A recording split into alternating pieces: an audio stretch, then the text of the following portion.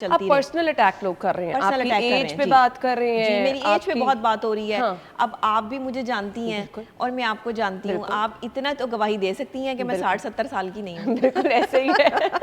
लेकिन 60-70 साल के अगर ये कोई कह रहा है तो आप इतनी खूबसूरत 60-70 साल में भी नजर आ रही हैं। 60-70 साल में लोग इतने यंग और इतने खूबसूरत अच्छी बात है, ये तो बहुत अच्छी बात है। अच्छा, मुझे कभी भी इन्होंने मुझे 60 साल का कहा, 70 साल का कहा, भाई मुझे 100 साल का कह लें, मैं कहती हूँ मैं 1000 साल की हूँ। बिल्कुल आप लोग मतलब जैसे खुश हैं वैसे खुश रहें, लेकिन किसी की पर्सनल लाइफ को अपने तौर पे डिस्कस ना करें। हाँ।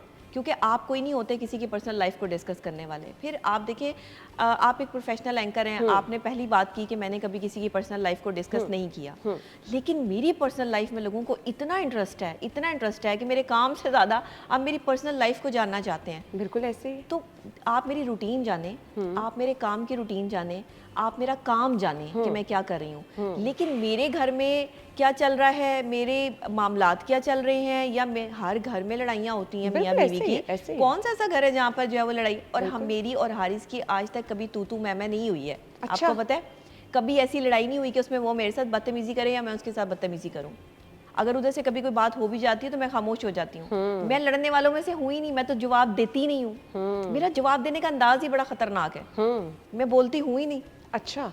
मैं सिर्फ टीवी पे बोलती हूँ। यानी लड़ाई आपकी कभी नहीं? लड़ाई नहीं होती इस तरह, कभी नहीं लड़ाई हुई कि तू मैं हुई हो, बदतमीजी हुई हो, कोई इस तरह की चीज़ हो। ये सोशल मीडिया वाले पता नहीं कहाँ से बातों को ले लेते हैं। सिर्फ लोग अपनी वीडियोस चलाने के लिए ये सब कर रहे हैं, मतलब आपकी पिक्चर्स लगाकर कि कभी सैलून नहीं गई, खूबसूरती का राज। अच्छा, हाँ, वो मैं आपको बता दूं, सैलून नहीं गई, ये भी आज जवाब दे देती हूँ आपके शो में जो है ना, वो मैंने अक्सर अपने प्लेटफॉर्म पे तो जवाब दिया ही है इसका।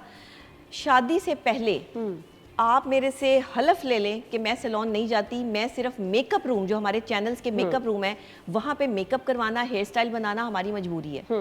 वो हमने जब आप प्रोग्राम में बैठना है, वो आप भी करती हैं, वो मैं भी करती हूँ, वो हर एंकर करती है।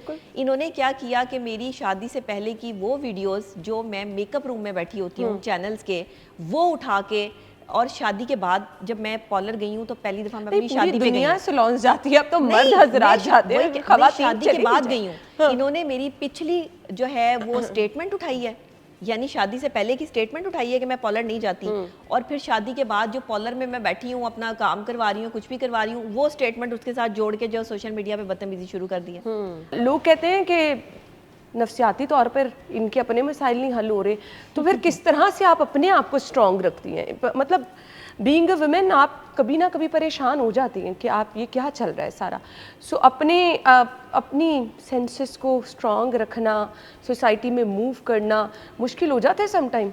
देखिए, जो मैं कहती हूँ कि जो सीधे रास्ते पर है ना, उसके रास्ते में रोड़े अटकाने वाले, उसके रास्ते में जो है वो तकलीफ़ें देने वाले बहुत ज़्यादा लोग मिलेंगे।